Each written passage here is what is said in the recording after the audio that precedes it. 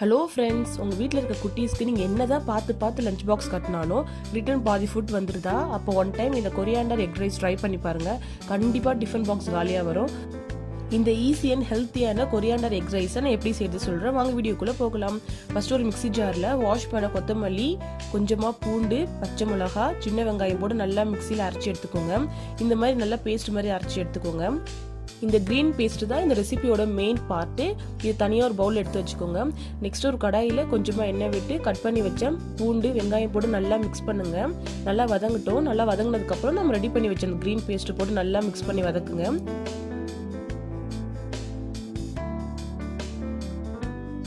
கொத்தமல்லியோட பச்சை வாசனை போகிற வரைக்கும் நல்லா மிக்ஸ் பண்ணி வதக்குங்க. நெக்ஸ்ட் நம்ம ரெடி பண்ணி வச்ச எக்கையும் அதில் ஆட் பண்ணி நல்லா மிக்ஸ் பண்ணுங்க.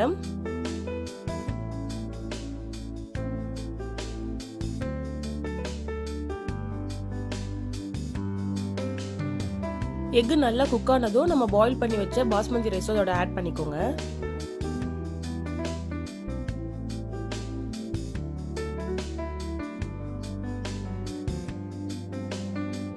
ரைஸ் போட்டதுக்கு அப்புறம் உங்க டேஸ்ட்க்கு ஏத்த மாதிரி பெப்பர், சால்ட் ஆட் பண்ணி நல்லா மிக்ஸ் பண்ணுங்க.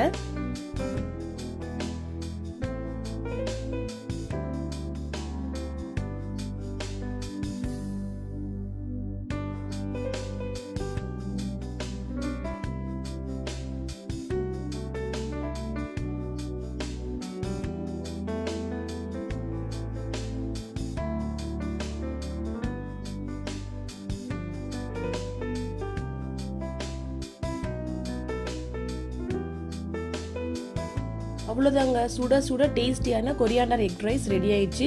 நீங்களும் உங்கள் வீட்டில் ட்ரை பண்ணுங்க. ட்ரை பண்ணிட்டு எப்படி இருந்துச்சுன்னு கமெண்ட் பண்ணுங்க. தேங்க்யூ ஃபார் வாட்சிங்.